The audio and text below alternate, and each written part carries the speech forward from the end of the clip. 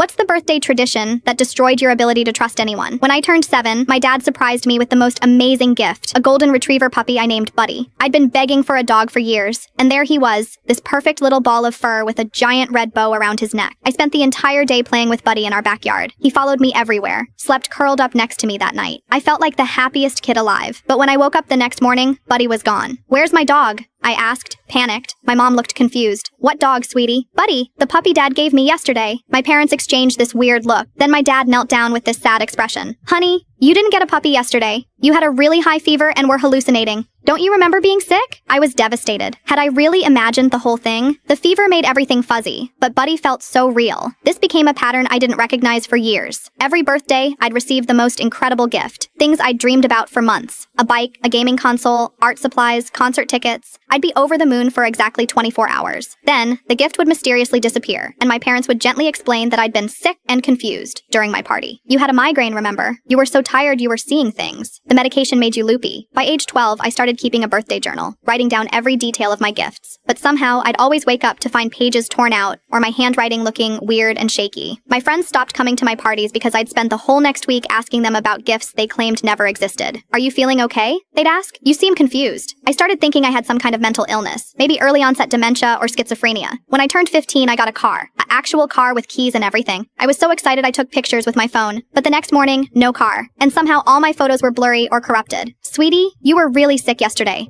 my mom said gently. "You kept talking about driving, but you can't even reach the pedals properly." I felt crazy, completely insane. At 16, I secretly set up a hidden camera in my room before my party. If I was hallucinating these gifts, I needed proof. The footage showed everything. My parents giving me a laptop, me using it, playing games. But when I checked the camera the next day, it was gone too. "What camera?" my parents asked, looking genuinely concerned. "Honey, we think you need to see someone." I started seeing a therapist who diagnosed me with psychotic episodes. I was put on medication. When I turned 17, I didn't even want to party. I just wanted to sleep through the day and avoid another episode. But that afternoon, I was walking past my parents' bedroom and heard my dad on the phone. "Yeah, we've got everything stored in the garage," he was saying quietly. "Stored what?" I thought. 17 years of birthday gifts," he continued. "Bikes, electronics, toys, everything. She never suspects we take them back the next day." My blood froze. "The best part is she thinks she's mentally ill now." My mom's voice chimed in from the background. "Saves us thousands on actual gifts. We just give her the same stuff every year, let her enjoy it for a day, then return it all for full refunds." Smart thinking with the therapy angle. My dad laughed. "Now she's so convinced she's crazy, she doesn't even question it anymore." I stood there remembering every hallucination, every time I doubted my own sanity, every medication I'd taken for a condition that didn't exist. They'd been gaslighting me for a decade, making me believe I was mentally ill to avoid spending money on birthday gifts. I loaded everything into my friend's truck and moved out that same night. I'm 23 now and haven't spoken to them since.